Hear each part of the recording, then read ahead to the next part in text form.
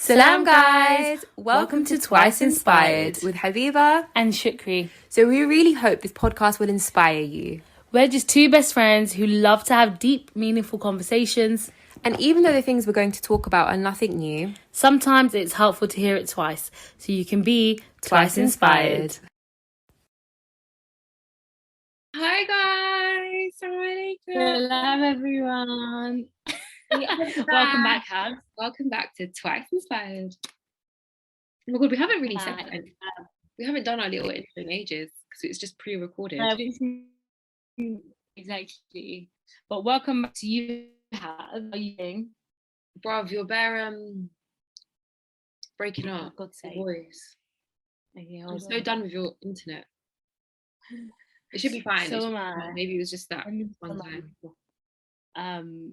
But yeah, welcome back, Habs. How have you been? Thank you. I'm good, alhamdulillah. How are you? Yeah, and I'm good. School is back. It's raining, which is not nice, but I know. I really like it. What, you like school, yeah? I hate it. Yeah, my new school's really nice. Like, everyone's so kind. I liked my old colleagues, though, I'm not gonna lie, but I like these guys as well. Yeah, it's different. But it's like proper school. Yeah, exactly. But I don't like winter, so yeah, same. Well, it's not even winter yet, it's only autumn, but yeah, it's not even winter. But you can just feel it coming, you can like smell it coming. Yeah, and it's just cold, and I don't like feeling cold. Like, I just like feeling cozy and warm and not having to worry about freezing. Yeah. But rain is the worst though. Rain, I hate rain. But alhamdulillah, hopefully like we'll get through it. Because I always say, you know, people at school, yeah, like if your teachers, you know this, yeah, like everyone always says this term's the hardest because it's really long. It's like 8 weeks, usually 6 weeks for the term. I feel like I've said this before, but yeah, you have. Have I? I don't know. I just say you told me this before. I don't know if you said it on the podcast. Oh, like everyone always says this is the hardest term because like you just come back and it's so long, but it's actually not, because I feel like time goes really fast, because especially when it's at the beginning everything's new, and then like afterwards everyone's looking forward to Christmas and the holidays. The worst term is the one after this, because like you finish Christmas holidays, New Year's Eve, everything, and then like you come back and it's still cold and dark, and you still have the whole term, and like you have January and February, like then it's exams and stuff, you have to prepare for all of that.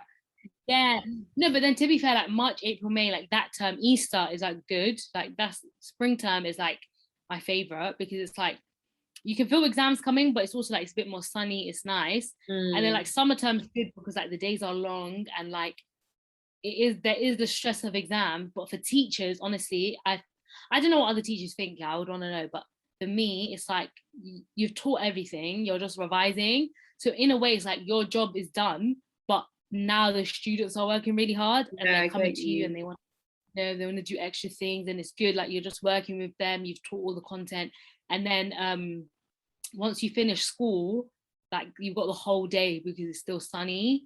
And then after a while in June, like all the year 11s go, and then you just have so much free time.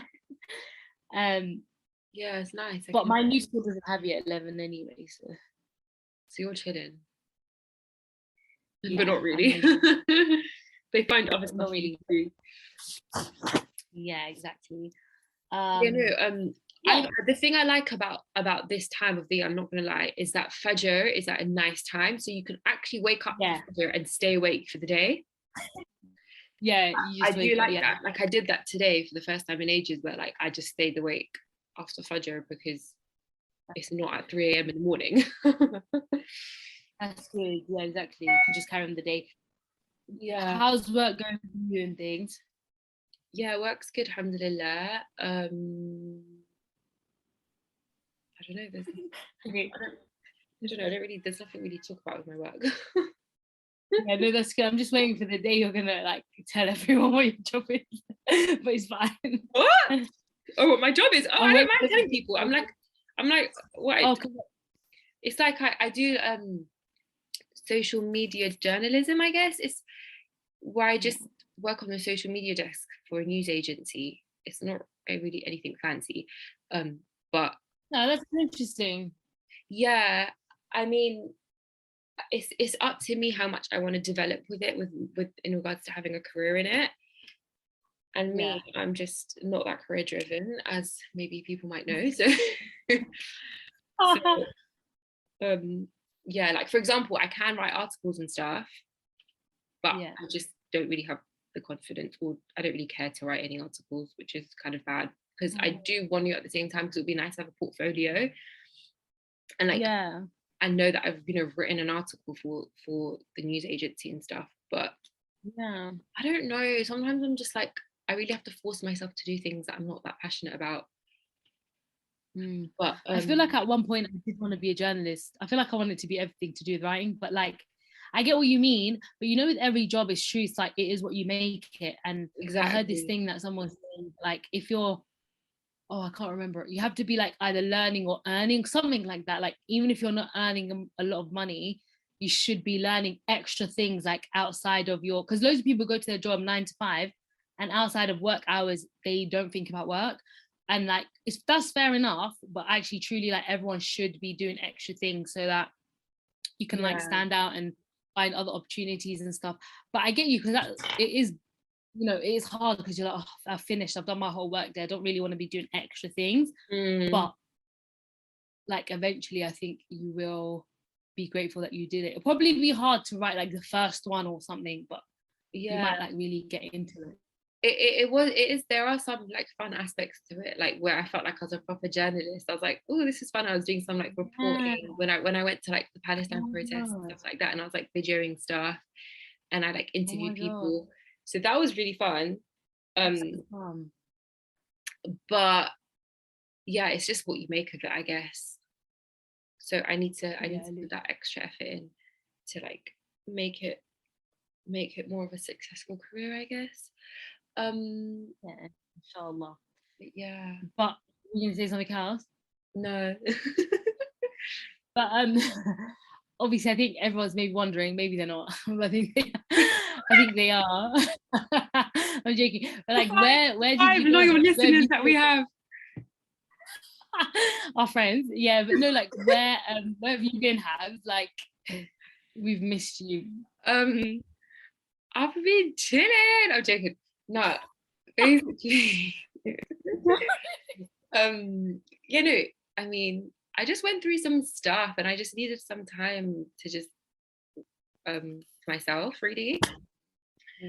So I don't really know when, I don't know what triggered it, but I just have ups and downs, I guess. And I just had a little bit of a down where I just felt like I just need a break from responsibilities and from life, and I just didn't want to have any kind of responsibility, because firstly I didn't have the motivation to do anything, and there was just some other stuff as well, like with my family. I had some responsibilities that I had to take care of with my family, so it was like I wanted to focus on that, and I was just in a really bad mental state of mind. And I wasn't really initially going to ever share this with the podcast, but then I thought, it's good to sometimes share your experiences and like what you go through in life, so that if someone else is going through it, they can feel like they're not alone, or they can learn from what you share, or just people can relate and stuff. But yeah, I just kind of, I don't know if it was depression, or if it was just like a little,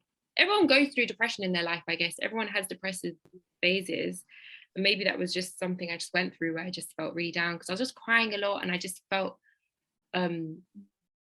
sad and down. And like, it even affected me to such a point where, which is alhamdulillah, never really happened to me before, but I was kind of struggling to pray.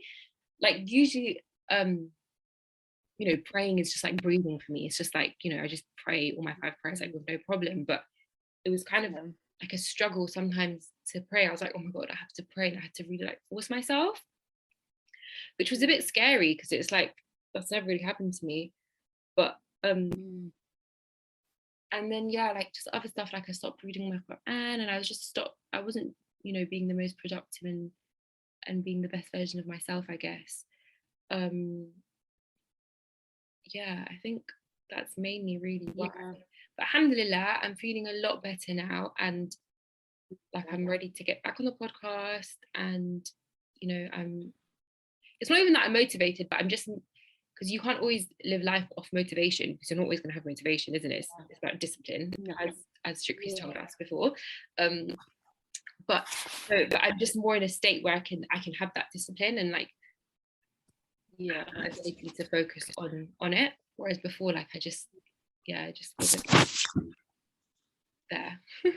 Good. Alhamdulillah, thank God you're back, and like it's really, you know, good that you're being brave and honest and telling us stuff, because I think it is true, people probably do go through that and they don't want to say something, or they just they might just continue, or they might just, I don't know, like I think it is fine sometimes to take a break like from people, or to take a break from something that you're doing, just to kind of like get through whatever you're going through. Like, so I think that's quite good. And like I feel like you're quite aware, you're like very aware of yourself, like you're not just trying to just get through it kind of thing, you're reflecting, which is good. I tried to be. Alhamdulillah, it's good. Yeah. What were some things that you did, or was it just like a natural like time passing that just made you feel better, or were you like, I don't know, it's so strange, because when I look back at that time, I'm like, I can't believe I was even in that rut, because I just feel like it's just not me. Like I don't want to be like a sad person. Obviously no one wants to be sad. But I guess obviously just go through things in life to teach you, or to just make you stronger. So I hope inshallah it just made me stronger and taught me something. And sorry, what was your question? What did I do? Yeah, like how were you able to kind of get past it and feel better now, or do you think it was just a time thing? I think it was a mixture of like time and just reflecting and just letting myself feel sad kind of thing, I guess, and not just pushing it away or hiding it maybe. Good. Yeah. What I did, I don't really know. Like I did start kind of speaking to someone, not professionally, but just she's kind of like a counselor, but she's not qualified. That sounds so dodgy, but she just helps people with kind of stuff. And she's a qualified doctor and everything, medical doctor.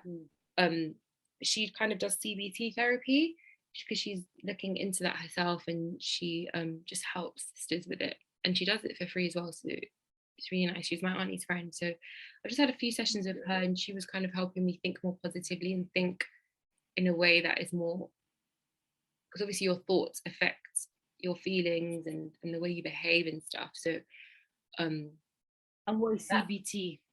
Yeah, cognitive behavioral therapy, where you just focus on the way you think and like kind of, I guess, push away like negative thoughts, because we all have like really negative thoughts, especially about ourselves, and sometimes they're not valid, but we think they're valid because we think them. Do you know what I mean? So yeah, kind of like what we're going to talk about today, like if someone's always told you throughout your life you're dumb, and you think you're dumb, and you might not be dumb because you think it's real, and then obviously that affects the way you feel and behave, because then you feel rubbish about yourself. So rather than thinking those negative things, you kind of change the way you think and see things. So that helped a little bit. And I think what else helped? I don't really know. I guess just time and maybe circumstances, like when certain circumstances in your life change and things do get better, I guess naturally that does help you feel better as well. Yeah. Because there probably were certain things in my life that were happening that were triggering that. Definitely. But, and sometimes I guess it just takes a toll on someone, and I guess it just took a toll on me, and I just reached I was gonna say reach biting point on the clock. reached like what's the word? I don't know. Now all I'm thinking about is biting point, because I had a lesson this morning as well. Yeah. Thinking about biting. I think people know what you mean. Like it just reached the kind of like a peak, maybe like the level of like you can't continue now. You kind of have to reach that point, you know. But I think that's important to talk about, because I think a lot of people probably do go through that as well, and it is difficult sometimes to know why.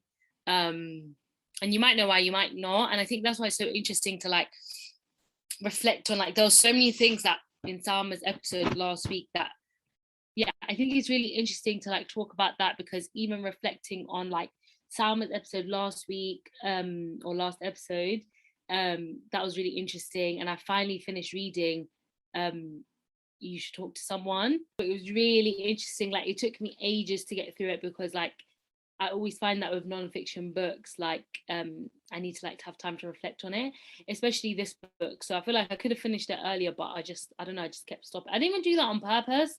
But I think sometimes when I would read quite a lot of it, I'd just be like, okay, that's enough now. Yeah, sometimes it's nice to read books in bits. That's what I do, I'm not gonna lie. And then I never finish them. But even if you read like a couple of chapters from one book and you take some goodness from it, that's good. Do you know what I mean? You don't have to finish the whole book. Yeah, it's fine. Like I think especially for non-fiction as well, because like you're learning it, so you can't just read everything and then be done. That doesn't mean that you might not remember everything. Exactly. I think sometimes like, yeah, I can remember things so distinctly from this book because I take it in a little bit and then I talk about it to someone, and then, do you know what I mean? But whereas like fiction books, I can just read that, it's just the story, you don't need to like deep anything. Well, maybe you do, but with this it's like, and it's also a bit more like I just find it so interesting learning about how your mind works. Like, why do we do these things? Like, why do you think this way? And like everything just links back to childhood and all these stuff. Like, it's just so interesting. It is so interesting. So, yeah. Especially the last episode with Salma. Like when I was listening to it, I was like, oh my god, this is so interesting. It just made me want to learn more about it and like get back into, because I studied psychology A level, and I found that really interesting as well. And it's just like reminding me of that, and kind of want to get back into it and maybe go back to uni, or like do something related to that. Yeah, definitely. Like I also just feel like, why don't we go to uni, go back to uni together, do a little psychology degree? Masters. Yeah, let's do a master's in psychology. I would actually love to do that. Like, you know what's the most annoying thing? Like, I wanted to do a master's for ages. Like since I was in third year, I wanted to do a master's. Like, first of all, I wanted to do it in English Lit because I don't have a degree, but I'm an English teacher. It's fine, don't worry, guys. I'm qualified. But you know, I didn't have an English Lit degree, so I was just like, oh, I want to do a master's in it. And then I wanted to do it in psychology, but then I was like, I don't know anything about psychology. And then I was like, philosophy, and then I was like, I don't really, you know what I mean? Like, there was so many things. Once, yeah, like I'm so funny. Like if people hear this, they're gonna laugh. But like I wanted to do is a master's in like neuroscience or something. Like, is it neurology? Is that how, like, you know, the brain, like the science in the brain? Like, is that money? Yeah. So like I was just so, I always wanted to do it. And I remember at the time a friend that I had, yeah, like we're talking about it because I think she wanted to do a master's, or I can't remember, but I was saying how, no, I'll do this graduate scheme, and then like afterwards, so like I did teach first. I was like, I'll do teach first, and then afterwards I'll do masters. But she was saying how like so many people, like if you don't do a master's like straight after uni and you start working, it's like less likely that you do it. Yeah. And I was like, yeah, but like I'm different. Like I'll do it. If I say I'm gonna do something, like, I'll do it. But I still haven't, and it's been like 4 years. So you'll do it one day. Inshallah, though. I definitely. What sparked your interest in neuroscience or neurology? Yeah, because I just want to know how the brain works. Because even in like when we do like our teaching degree, psychology, or is that similar? I'm not really sure. Similar. So like, isn't it more the science behind the brain rather than our thoughts and our mental state? Yeah. But it's even like, so you know, even in like The Power of Habit, it's very scientific as well. Like it talks about what part of our brain, like the frontal lobe does this and that does this and la la la, and like, and even when we were doing like our teaching degree, we learned about like, you know, the working memory and like cognitive overload and all this kind of stuff that goes into that stuff is interesting. Like the pedagogy of teaching.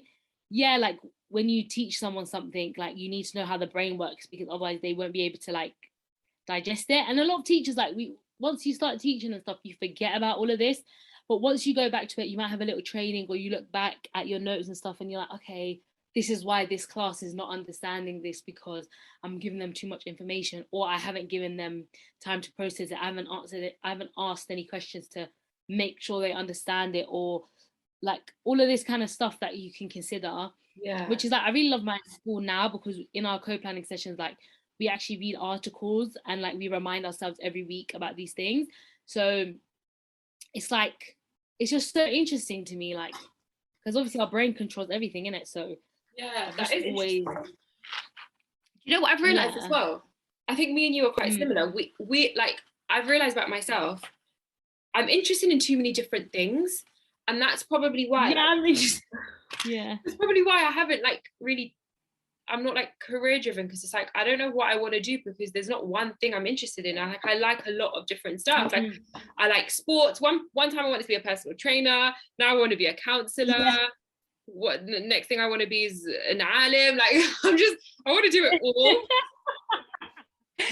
No, but to be fair, literally, like I feel like I'm interested in so many things. Like, yeah, literally, because obviously I wanted to be a lawyer. And the thing is, sometimes in my head, I still think like I could be a lawyer, because I'll meet someone here and there and they'll find out I have a law degree. But like, you can still be a lawyer. And it's weird because it's like, you don't know me, but I'm like, yeah, I could. But it's like, you could do anything. Like I could do 1 year of law school and then become a corporate lawyer. I could get, you mean? Yeah, no, I was listening to this talk the other day, and he was mentioning how like scholars in the past, they were more holistic. Like they would be educated in so many different fields, but now society just put us into categories where it's like, you do this, you do that, you do that. But it's like, why can't we just do a bit of everything and have like a holistic approach to life, rather than one person just being qualified in a certain thing? Because it's like, then okay, they might be qualified in that, but everything relates to everything in life. Do you know what I mean? So literally, for example, if you as a teacher studied psychology or studied counseling or studied something like that, you'll probably be like 10 times better of a teacher, because you'll understand people and you'll understand why kids are behaving in a certain type of way, and you'll be able to work with them correctly and react in the right kind of way. Yeah, there was even a point, teacher, and I'm sure you're an amazing teacher and you do amazing anyway, but it's in like but like even like I remember there was a point where I wanted to be a nurse or something, and because basically I watched like the first episode of Lost, and I was like, if I got stranded on an island, like I've got no skills like apart from speaking, so I wanted to do I remember speaking to someone and they were like, just do like a first aid training. But I was just like, I need to learn about how to treat wounds, and I need to learn that skill, because like a doctor is very useful. Do you know what I mean? Like, again, that's another thing. I saw this tweet though as well, and it was like this guy's dad, he was I can't remember, I don't know if he was a lawyer or something. He had a job for ages, and then when he was 34, he retrained to become a doctor, and he only became a doctor at like 36 or 46 or something. And he was like, when I was young, I didn't think anything of it, but now I see how much of a big deal that is. And it's so true, because once you pass a certain age, you're like, I can't go to medical school, it's so many years, I can't go to this, I can't do this. But it's like, you know what I mean, like you could, who knows, literally. Like, and I'm like, sometimes I had not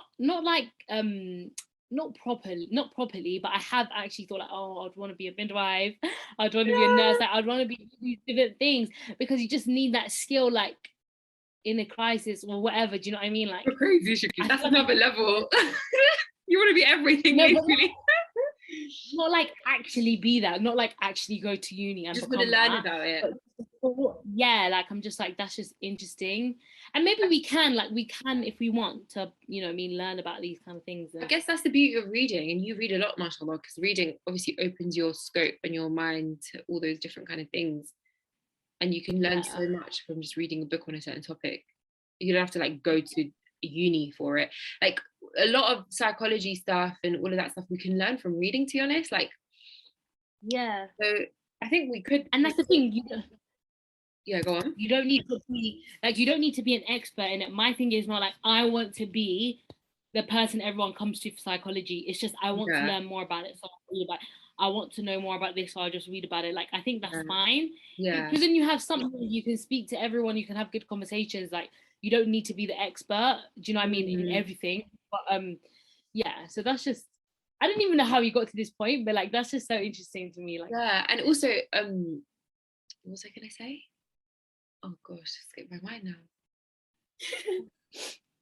Oh yeah, like that's what I'm gonna say. It's true what you were saying about someone becoming a doctor at a certain age, because it's like sometimes we do limit ourselves, but literally sometimes I think, okay, we would chill, calm down, like I have my whole life ahead of me. I can do this thing later on in life, inshallah, like just I can do this thing later on. And it's like I don't have to think I have to be everything now and do everything now. It's like sometimes just chill and like prioritize as well. So the most important things kind of do now. So for example, obviously if you need money and you need to have a qualification in something that's going to ensure you have a good income, then obviously get that sorted first, and then you can reach out and do things that you love or whatever. Yeah. But yeah, definitely. Do you think that could be like one of like reflecting on what, you know, last episode of Salma, like do you think that could be a life script that people tell themselves, or do you think that doesn't, do you want to explain, because I know you know about it a bit as well, like life scripts? Do I? I mean, I don't know, maybe you said something, I can't remember. Just read that article, innit? The article, I can remember what's written. Yeah, go on. The article I sent you, yeah, we can read through some of. So on The Guardian, I just typed in life scripts and then it came up with this article and it kind of gave different life scripts that people might have. But can you explain what they are? Like, I can't remember exactly what. Yeah, so I'll read them. So the first one is, people always leave me. This is the fear that we will always be abandoned by those we love, no matter what we do. We anticipate being left, perhaps because of misfortune, illness, or someone better coming along. Because of this, we act defensively and may try to drive people away to preempt their desertion. So should we go through each one and like discuss what we think, if we think we relate? Yeah, so yeah, just say what they are, maybe not the description, and then we'll say if we do those as well. So what was the first one? People always leave me. I don't think I had that one. So yeah, I think maybe I have that a little bit because my parents are divorced. So maybe, I don't know, like it stems from that.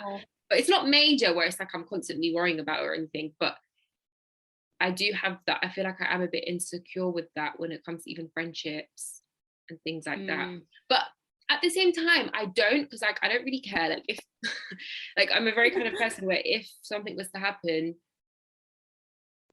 it's like if someone wanted to leave me, then they want to leave me. Do you know what I mean? I can't force you to want to stay with me. Obviously, I try my best to make things work or whatever. Even in a friendship, it's like if one of my friends came to me and they just said, I don't want to be your friend anymore, obviously I'd try and talk it through and work it out. But I'm not gonna like beg them or like anything like that, because it's like, okay, everyone's their own person, and if they don't want me in their life, they don't want me in their life, kind of thing. So yeah, I can relate to it a little bit, but not majorly. What about you? Yeah, no, I can't say anyone in my life's like left me like in a major way, so I don't think I really relate to that one. Shall I read the next one? Yeah, go on then. I always put other people first. This is the desire to look after others and subjugate our needs and desires to theirs. This may arise from guilt over feeling selfish or the need to be connected to those we perceive as helpless, often results in resentment towards others. What do you think? I don't think I really do that. Yeah, no, I don't feel like I always put other people, but like, okay, so in a way I might do that, but not in like I don't feel like I put people ahead of me to the point where I suffer, but I do like to help people, and I do like to kind of give my all and try and do something because I think, you know, it's good for the sake of Allah, and like I'll get reward for it, but it's not, I don't think it's to my detriment. So I never feel like, well, I helped you and now like I didn't get that thing or I didn't do it, and so I don't, it's not really a thing. I like to be kind to people, but I'm not gonna, I'm not really like, I don't think it means like you're horrible to people if you don't do this. I think it just means, you know, some people, they're very people pleasing, and it's like they always want to do something for someone and just people please them so that they're always liked, and that to be fair, I feel like I'm a people pleaser. I like everyone to like me, but I don't put them before myself. Like I still like myself. Like I don't know how to explain it, but I feel like I do people please because, you know, I will maybe go out of my way to be friendly to everyone because I want everyone to like me and everyone to be my friend. But I don't think it's as a detriment to me. Do you know what I mean? Like, I don't think I put myself down to just make someone feel good. I don't think I do either. Like, I mean, I might sacrifice certain things if I know someone wants to do that and I don't want to do it, but I think that's just being kind and nice. But the next one is I'm not good enough. The belief that we are somehow inferior or defective, and that one day we will be exposed as such. This may cause us to become overly sensitive to criticism or comparison, and we may take any perceived rejection as confirmation of our failings. Yeah, go on, do you want to go first? Yeah, I think I have this a little bit. I feel like everyone has this a little bit, but like not in all aspects. I used to, but not really anymore in my career. I don't think that anymore. Just because I feel like I've been doing it for ages. Like, because I've been tutoring since I was in sixth form, and now I'm a qualified teacher, and I feel like I know my subject really, really well. And I don't really feel that anymore. But at the beginning, definitely when I came straight out of uni, and obviously like I'm the youngest, and everyone's like, "You're such a baby," but like not in a bad way, but just because like they thought I was really young. I was just like, oh, I'm not as good as everyone else. But not really in my like career or education that much, but in probably like in my physical appearance, probably I felt like that, and not being active enough and stuff like that. Lol, I don't mean to sound so cringy. I'm not insecure, but I just I probably just think honest. Yeah, it's cringe, but in a way, like it wasn't a thing for me. Like I didn't actively say, oh my god, I'm not as beautiful as this, I'm not as thin as this, I'm not. In my mind, I would just say, I don't care. Like I don't care about how I look, I don't care about like, so I kind of just, that's how it is in my head.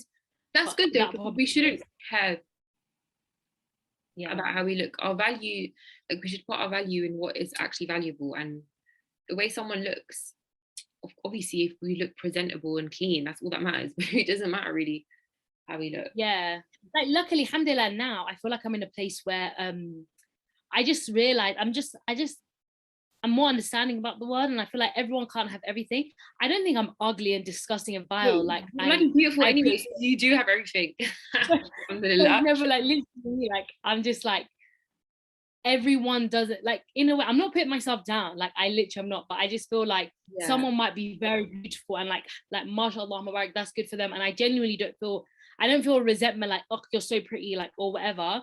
And someone might be really active and they might have a good body because they're really, they're into the gym, like, and that's fine. That's the thing, yeah. But I just feel like everyone has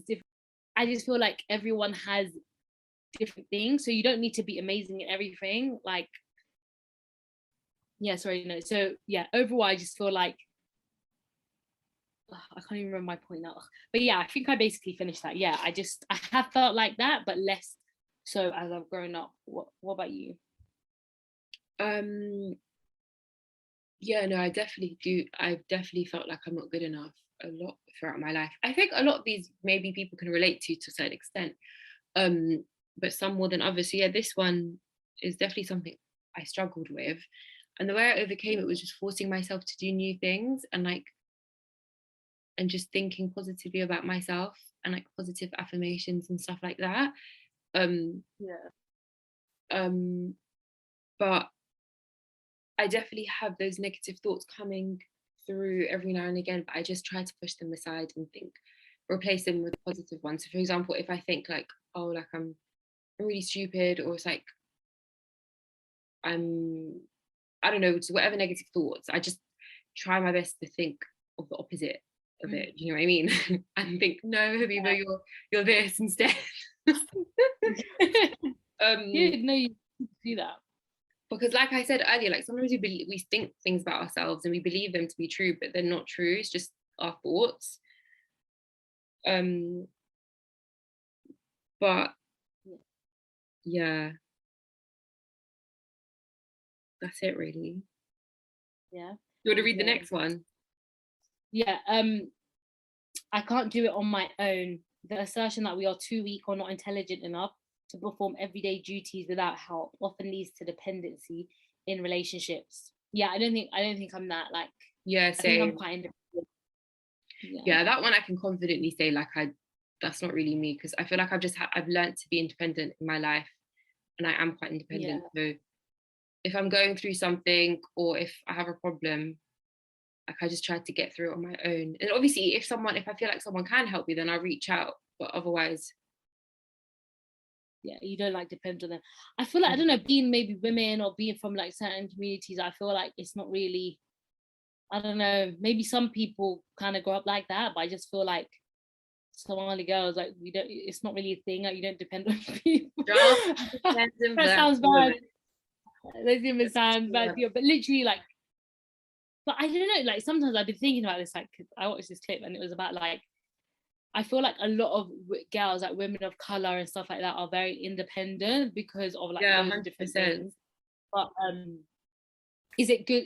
I think it's not good to be too independent, because then they might struggle to like have good relationships, because they don't let the man do anything and like be a man. They don't want anyone to take care of them, and especially people that like didn't have their fathers around or don't have a good relationship with their father, or they haven't got that relationship with a man. So if they get into a romantic relationship, it's like it can be hard for them. Like I've heard people talk about that as well and be like, you know, they just want to do this thing themselves. I think that's why it's important. Apparently I was listening to this Numan Ali Khan tafsir of a verse in Surah Baqarah, and he was saying how like Allah has decreed what our roles are as men and women, and that's what we should follow, not what we think is right or what society thinks is right. And it's like, yeah, I can make my own money, but at the end of the day, Allah has said you're meant to provide for me and you're meant to be the breadwinner kind of thing. So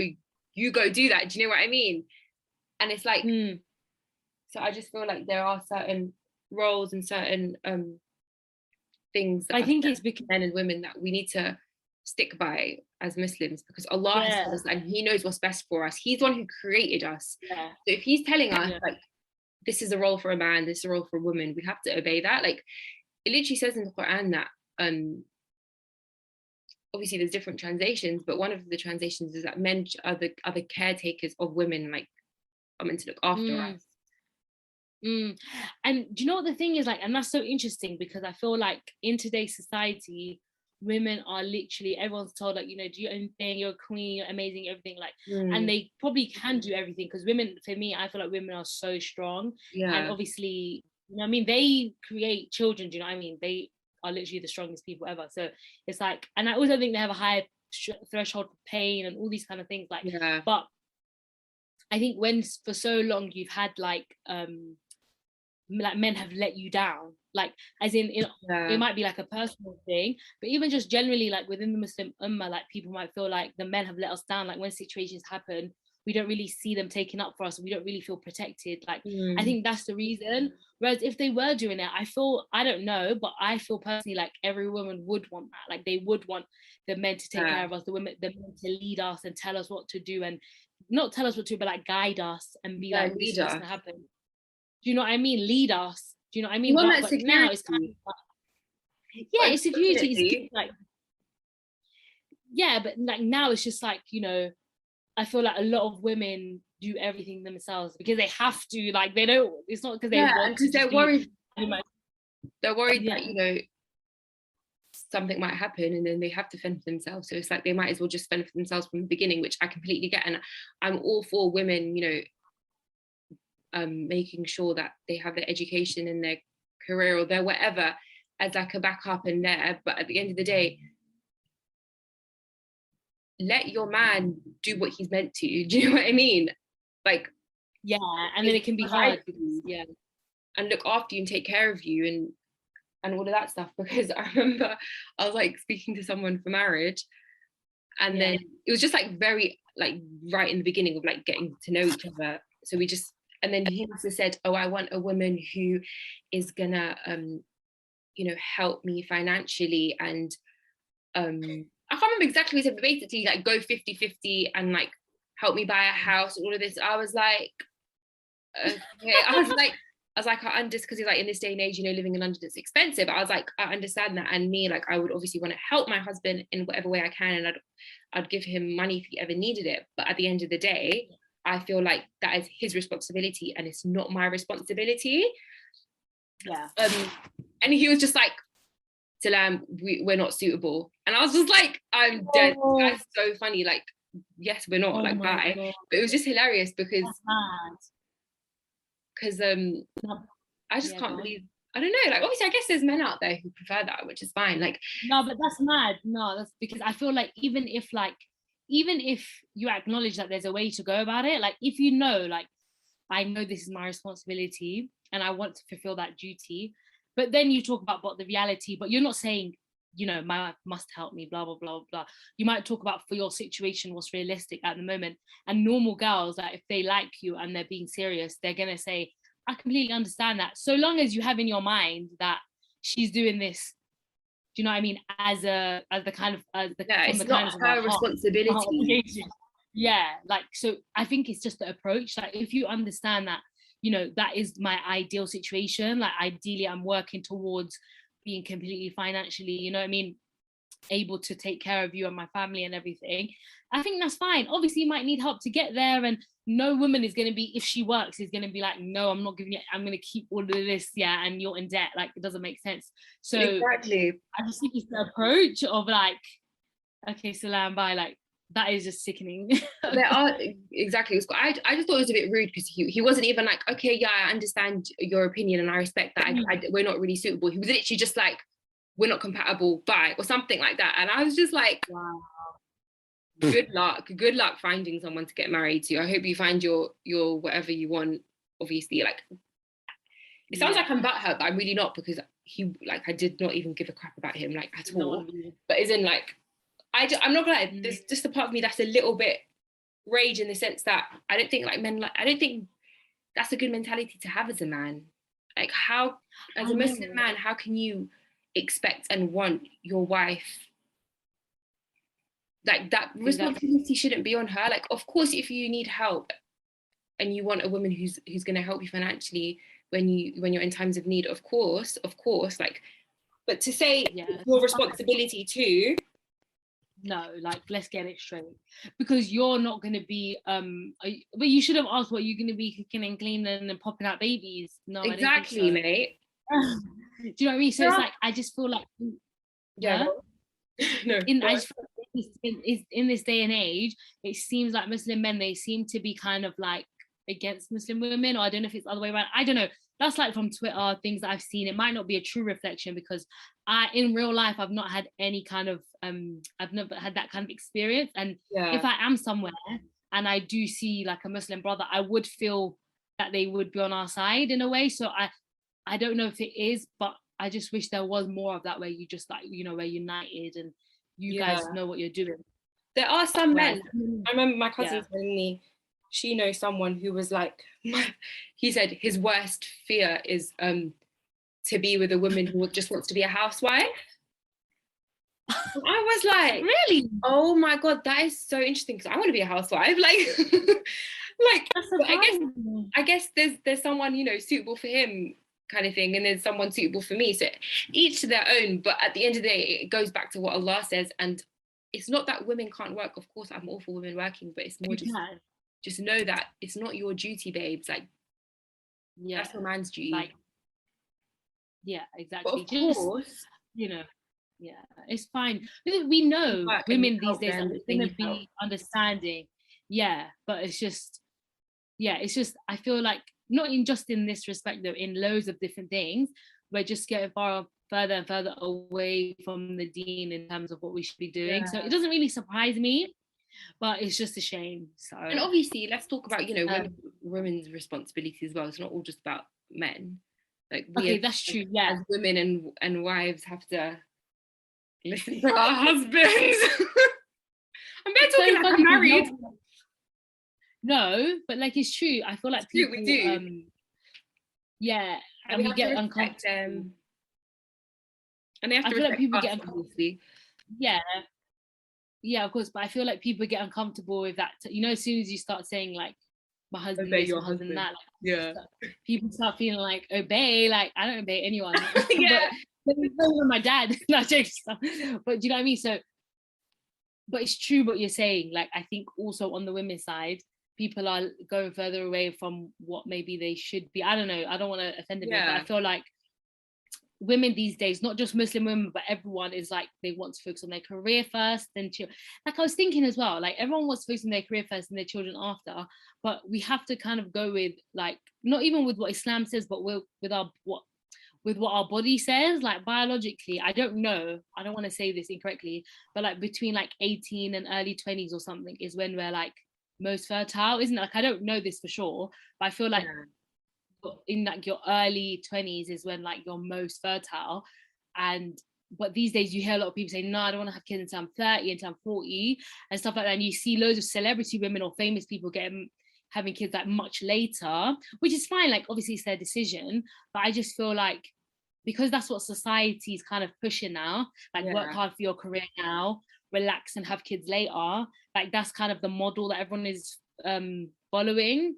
But I don't know, that's just my personal opinion. I feel like you should have kids when it's like, I think, I don't really know. I think at the end of the day, it is a big commitment having a child. So you just do it whenever you feel comfortable. Do you know what I mean? If you feel like you want to focus on your career first, because then you might resent your child. Do you know what I mean? But then again, some people still resent their children because they don't have their career anymore. Or they're not as successful as they were before, or whatever. So it's just, for me, it's just like, if you're gonna have a child, then prioritize them. 100%. Like, but I mean, that was a bit of a tangent. Yeah, literally. Like, should we get back to the thing? So but it was interesting anyway. That was good. Like that. Okay, so I'll just do this one because it relates to me, and then you do the next one. So bad things happen to me more than they do to other people may result in an exaggerated fear of disaster and a belief that we are particularly vulnerable to things such as attack or disease, often characterized by excessive worry and strong feelings of helplessness. So like for me, I don't feel that anymore, but I used to feel that a lot when I was younger. Like I'm so annoying. Like, you know, sometimes when I look back, I feel like I was a different person. Like I actually don't know who I was, but it is what it is. Like that's me. So I feel like when I was younger, it's good. I mean, it's good now, but like, I used to just think, so there's two different things. So like, because I'm, you know, Black, I'm a woman, I'm Muslim, blah, blah, blah, all of these things, I kind of got that in my head, like I'm so disadvantaged. But the reality is, like, in the grand scheme of things, I wasn't really that disadvantaged. Like no one had actually, like, I hadn't been rejected or anything because of those qualities. However, obviously, like that does affect people in some way, and it may have affected me in some way that I'm not, like, I don't know, just for me personally, because I'm a teacher and in the career that I'm in, I don't feel like it's held me back. Whereas maybe if I did want to become a lawyer or something, it might have held me back. But you know, these days, like a lot of things, like everyone wants diversity anyway, so it's kind of good. But and me personally, I've not been in situations, but I know people have, and I know people have had, like, people say something about the hijab or say something, like, so I know it happens. But just for me personally, I haven't had any kind of thing. But but in my mind, I just believed I did. But so that's a bit of a tricky one, because I know it is true, but it wasn't from personal things happening to me. Do you know what I mean? But I also did feel like just generally, because I just felt like, you know, my life is just so bad, like I just hate my life. I think you had that mindset in general, because I remember you would always just, maybe, I don't know if you still do, but you would always just think you're gonna die if you get ill, or like you're just, do you remember like when COVID happened, you were like, oh my God, I want to die? Because it also talks about, it says, look, belief that we are particularly vulnerable to things such as attack or disease. You're a bit of a high. I don't know if you still are. No, I definitely don't think I am. But it's because, like, because I'm not even joking, like, I literally think, like, I'm just so fat, I'm unhealthy, I'm gonna die. I remember. But like maybe because I'm a bit more healthy now, but it isn't because of that. It's just, actually that has helped. Obviously being a bit more healthy does help. But like I think I would die from something, blah, like, but just generally I would just think very negatively. But just about myself, like, to me, like, all these bad things happen. But now I've grown up, and like, it's so, but by the way, it's like so interesting that sometimes I'm like, I need to go to therapy to, like, uncover that. But sometimes I'm like, I don't really want to. But now, alhamdulillah, I'm fine. Like I don't believe bad things happen to me. I think like good things happen to me more than other people. I feel like nothing bad really happened to me. So it's like that I've kind of done like full, half empty glass analogy, isn't it? If you see the glass half full or half empty, it's kind of like what you focus on as well grows. So if you're going to focus on, oh my gosh, I'm black, I'm this, I'm that, something bad's going to happen to me, obviously that's just going to occupy your mind. But if you think, for example, you know, like, even though you have valid reasons to possibly think that, but if you think, you know, alhamdulillah, you have an education, you have this, you have that, and like all of that, then that's what. But that's the thing, like, I feel like it didn't come from a thing of like, in my mind, it's weird for me to look back and see myself as ungrateful, even though now I can say I was ungrateful. But I don't think it came from like being like, oh my God, I have all these things, but I don't care because I don't have this and that. Like, I don't think it was like a fear. It was just like a rational fear, I guess. Yeah. And it was like from insecurity, because I'm this, like, because I'm not worthy, like I'm not good enough, like this bad thing's gonna happen to me, like kind of like it should happen to me, like I'm the worst kind of thing, like in like a self, you know what I mean, putting myself down kind of way, rather than like I should have all of these things, what bad things happen. So but yeah. What about you? What do you think? I don't think I really think like that, alhamdulillah. Obviously there might be times where I think, oh, this bad thing happened to me, whatever, but generally, like, I don't think I really have that kind of mindset. I try to think more positively instead of negatively. So like, even for example, when COVID happened, it was like I would think, you know, inshallah, I'm not going to catch it, or if I do catch it, it won't be that serious. Obviously thoughts do pop into your mind, but yeah, so alhamdulillah, I don't think I really have that. But the next one, I deserve this. The belief that we are in some way superior to other people and that we are therefore entitled to more may also lead to the assertion that we should be allowed to do whatever we want, and a lack of empathy for others. I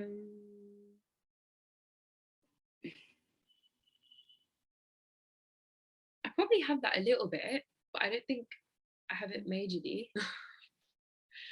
Like, but yeah, I don't know. I don't really know. That one's a bit of a weird one. What do you think? Why do you think you have it a little bit but not a lot? I don't even know. I don't know. I guess I'm just trying to. I don't know. I guess because maybe everyone has that a little bit. Where not everyone, but I don't know. I don't know. What do you think? Do you think I have that a little bit? Let me just look at it quickly. I think I did when I was younger. Like, I was a bit of a spoiled brat, and it was kind of like, if I wanted to shout at someone, if I wanted to be rude at someone, like I can, or like if I wanted to just, I don't know, a little bit. I think when I was younger, but yeah, I would hope I don't have that anymore. I'm trying to think. I mean, no, I don't think it's a thing where you're like, you know, I don't care about other people's feelings. Maybe sometimes it's just like you think because, but that's kind of different though, because like you think you have a rush, like a reason for it or rationale behind something.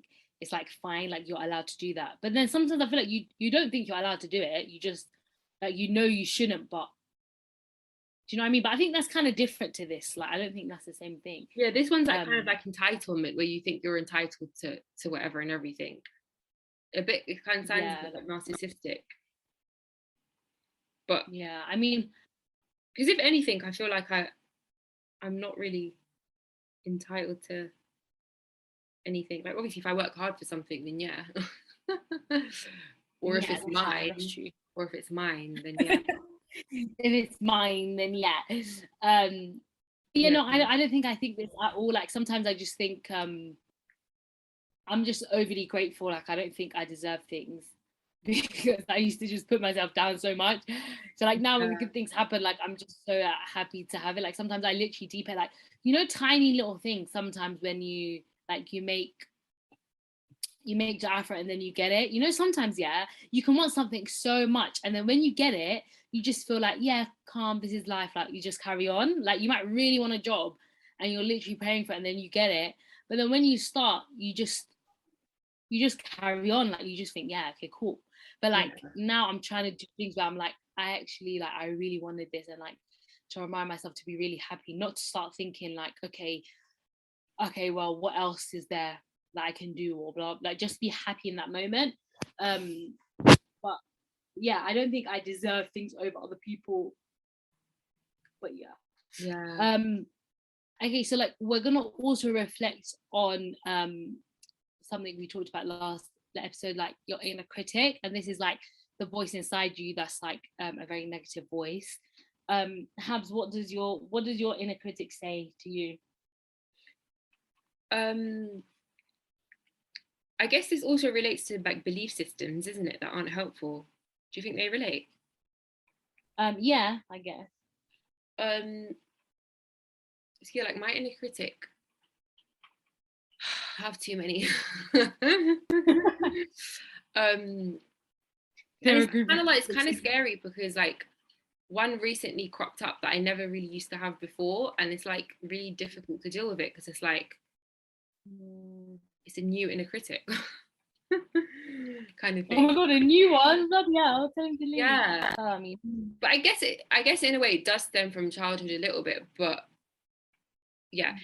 But I guess one that I definitely used to have, and I still do a little bit, probably is like that I'm just dumb and stuff, and that came from probably childhood when just like my siblings would call me dumb. And like even just like just little remarks people would make here and there, like that would insinuate that I'm a bit slow or I'm a bit dumb or whatever. And like, even when I got into uni, for example, like someone made a comment like, "Oh, I never thought you would have got into uni," and things like that, and it's just like, shut up. And then even like my mum, she like, what did I remember she didn't want me to do A levels because she thought I wasn't clever enough. She's like, "I don't think you're up for it. Do like this course instead or whatever." And I was just like, I don't know what pushed me to do A levels. And even like in when I was doing my A levels, I remember one of my teachers, because I was a bit relaxed kind of thing, and then I was the kind of person where I'd be relaxed throughout the year, but then when it came to like exam season, I'd like proper work hard. So my teacher, I remember saying like, "Oh, Habibah, I'm not sure you're gonna pass, blah blah blah blah blah," and I was just like, "You watch, I'm gonna prove you wrong." And then I ended up getting an A in that. He was a psychology teacher.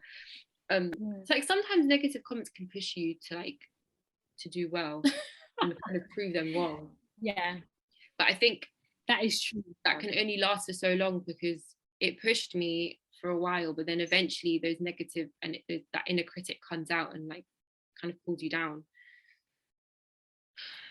But yeah, what about you? Yeah, like this is not a surprise. I feel like everything I talk about is just to do with my mate, but it isn't. You know, like people that are fat, like it defines you sometimes. Okay? No, I'm joking. But my inner critic, yeah, obviously, like, you're too fat, like you're so ugly, like no one's gonna love you, blah, all this kind of stuff. Like it just makes me laugh. I don't know why, but yeah, like it's I don't know. It's like, I think it was very loud when I was younger. But then and like for ages I've always tried to lose weight, and it's just not helpful. So even if you do think negatively of yourself, as you said, like sometimes for people negativity works, but for me negativity doesn't work. Like it doesn't work from other people and it doesn't work for me. So I feel like if something negative happens to me, I'll just get worse. Like I won't get better. But once you start speaking nicely to yourself, so like for ages I've always tried to lose weight, but because I've had a negative thing of like, it's because you're so fat and ugly and nobody will love you, that's why you need to lose weight. That's not healthy mindset. Like rather than thinking, I want to be healthy, I want to live longer, I want to be happier, then you might actually lose weight. Like it's a mental thing, not for everyone, but for me and like quite a lot of people who might be overweight since they were young, like it might it would definitely, like, you know, be a mental thing. And like for me, and sometimes I just say, like, you know, even when I was younger, like no one bullied me, like I didn't, like maybe I like block things out a lot, but no one, like none of my friends or people that I knew or even guys, no one was like bullying me because I was fat or anything like that. I didn't have horrendous Yeah. bullying. And I used to always say like, I wish I got bullied, but like, alhamdulillah, I actually take that back. Like, I don't think wish I got bullied, because I might have, you know, something, even like I might have eaten disorder or something. And because it doesn't work for me. So like, no one did anything, but it was just myself telling myself how, you know, like degrading myself, and it only made me gain weight. Like, it didn't help. So I don't think that's helpful at all. People don't realize, it's much quieter now. Yeah, go on. People don't realize like being fat and like being unhealthy is it's a more of a mental state of mind than just being active and eating healthy. Like, of course, anyone could lose weight easily if it was that easy, but it's very mental as well. Because, like you said, if you think negatively about yourself and you kind of hate on yourself, then you're not gonna make those improvements in your life, the necessary steps like eating, like exercising, because you don't think you're worth it. You don't think you're good enough. Exactly, like that's actually the thing. And I think people love to, you know, say it because maybe they've never been fat, or they've never lost weight, a significant amount of weight. So it's very easy to kind of, the way sometimes maybe I might talk to someone else is like, I don't have kids, so it might be easy for me to say about kids, like, so I need to check myself as well. But it's like, I think people who are not in that situation find it easy to be like, you know, this is what you should do. It makes simple sense, but it's like, no, because like you might be broke, but you've been broke for ages. Why don't you have money then? Do you know what I mean? You have been doing something wrong for ages, and why haven't you changed? People act as if like life-changing things, like changes that are significant, happen every day and it's so easy, and it's not, because otherwise everyone will be living their best life. Do you know what I mean? If everyone could, if it was easy to reach like your goals and like get everything you want in life, everyone will be having it. But actually no, everyone's got problems, everyone's got stresses. Like, it might be financially, it might be physically, it might be with your deen, it might be spiritually, it might be your career wise, like it might be anything. So and I think people just need to understand, think about something that you're struggling with and think about how much change you made. To be fair though, there are people that have done it and they, you know what I mean, they're killing life, they're doing everything sick. That's fine, have your opinion, do you know what I mean? But everyone's different. And I just think it is a deep thing, because you might want to lose weight today, but you're not going to see results tomorrow. It's going to be a long time, and during that time you might go to the gym and feel really embarrassed. You might go somewhere and someone makes a comment. It's just really difficult. And like, you have to be very vulnerable. Like, it's not a nice feeling, like even to yourself, like you don't want to have that feeling. But once you get past it, like now I'm not really ashamed of myself, and I'm not embarrassed. I'm just like, I know who I am, like, and I know what I'm trying to do. So it's fine. But that inner critic is still there. So I'm like, very quietly, like if I'm doing a workout and it's outside, or if it's at the gym, I'm just like this is not your space. And it's so bizarre, like I always say this, the gym is for people that want to lose weight or get fitter, but when you go there, everyone's fit, do you know what I mean? So it's intimidating for people like me who need it. But I just wanted to, if anyone's watching this and they're too embarrassed to go to the gym, like just stick with it, because it's fine.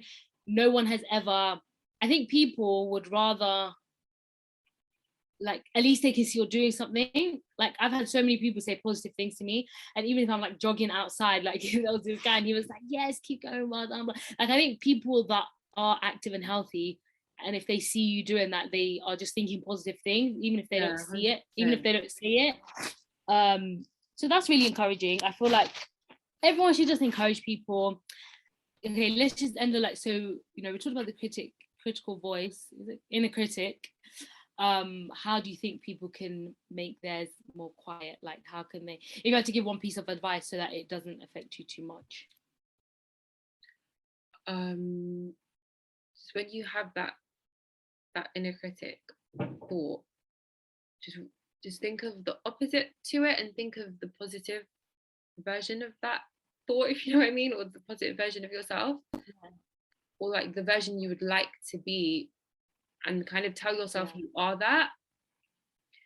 And whenever you have that thought, just try and think it, and then also take the necessary steps to change that thing that you think about yourself as well. So if you do think you're fat or whatever, then make those little changes to change that, rather than not doing anything about it, because then obviously then that is going to make you feel rubbish. But if it's something that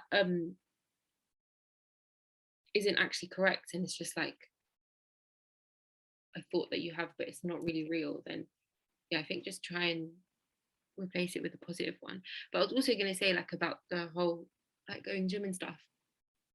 Yeah. Like even like non-fat people can relate, because you can be like not fat but still kind of still think you're fat. Like, I remember I was so insecure about my weight for ages, and like you would always be like, "Have you not fat?" Like blah, blah, blah, blah.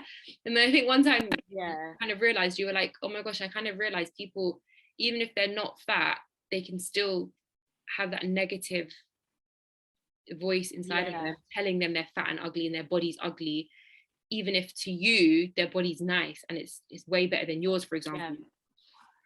If you might think that, like they kind of, because literally I used to they're a lot skinnier than me, kind of thing. But it's more of a mental thing. Like, that's what anorexia, you can be fat and anorexic. No, you can be skinny and wait, what? No, but you could. No, but you know what's so weird? Like, you can be fat and anorexic because you're not. You maybe you just started your not your journey, but you just started on the thing. Because the thing is, there was this girl who once was talking about, like, I have two different things to say. One, this girl was talking about how when you're fat and you have an eating disorder, people congratulate you.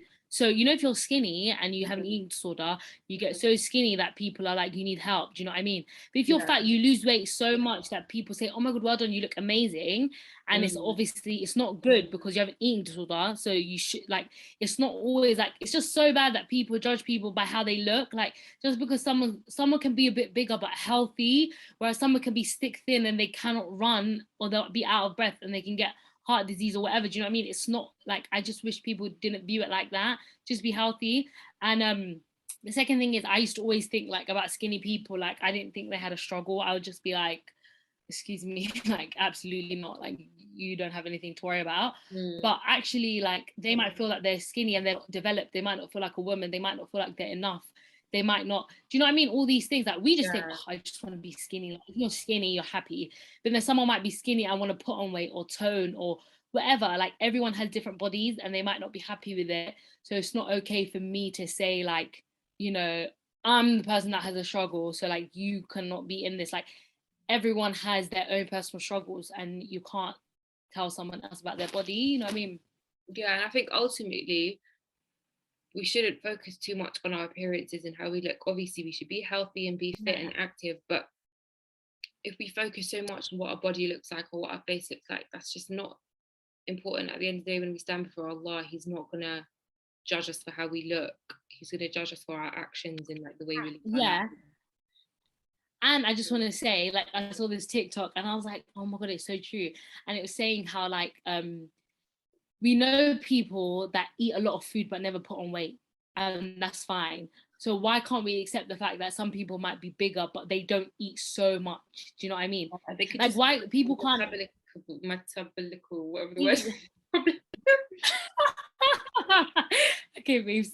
Metabolism, yeah, but like, it's so weird to me that people just metabolic, that's the word. I'm not saying metabolic. Okay, yeah. So like, if like, I don't understand why people just make assumptions, because if someone's thin, it doesn't mean that they're healthy. You know what I mean? And if someone's fat, it doesn't mean that they're unhealthy. I'm not saying like 400, 500 pounds where they can't move or anything. Like, we're not being stupid, but I'm just saying you don't know that person. Like, there's even this person on TikTok, not TikTok, but you know, like Instagram Reels. I watch so many like fitness ones, and there's this woman who's like 250 pounds or something, and like she runs half marathons like every year or something, and it's like she's much fitter than a lot of people that might assume that she's not.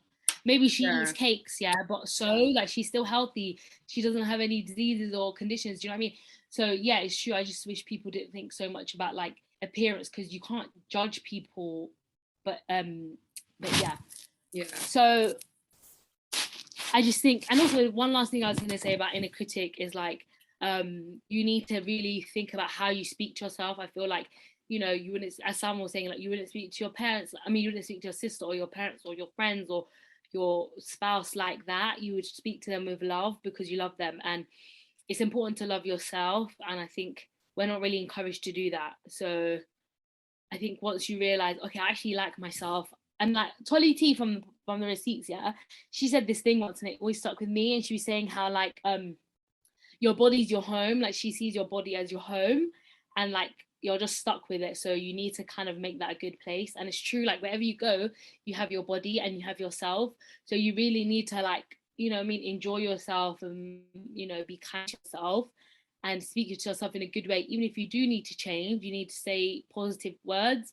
So I think that's one way as well we can work on that inner critic. Yes. Lovely. I think we can, anything else to add? Call it a day. No, but I just wanted to say thank you to all of our listeners, like especially our loyal ones who are always there listening. Like honestly, it's you guys that kept me going, like your messages that you guys send, and knowing that people actually do listen and like it and enjoy it. Yeah, is what keeps me going doing this. And I just hope, you know, everything we say is beneficial to people in some way or form or another, inshallah. Wait, what did I just anyway? I hope what we say is beneficial for people in some way or and another. please do comment as well. Sorry. Yeah. And please do comment as well. And if something's wrong and you disagree with it, please tell us, because I'm always open to changing my opinion, because I just chat and I need to reflect. So if anything's like you don't agree with, I want to hear it. Yeah. Just drop us a message. Anyway, guys. Thank you, guys. Inshallah, see you Salam. in 2 weeks. Assalamu alaikum. Salam.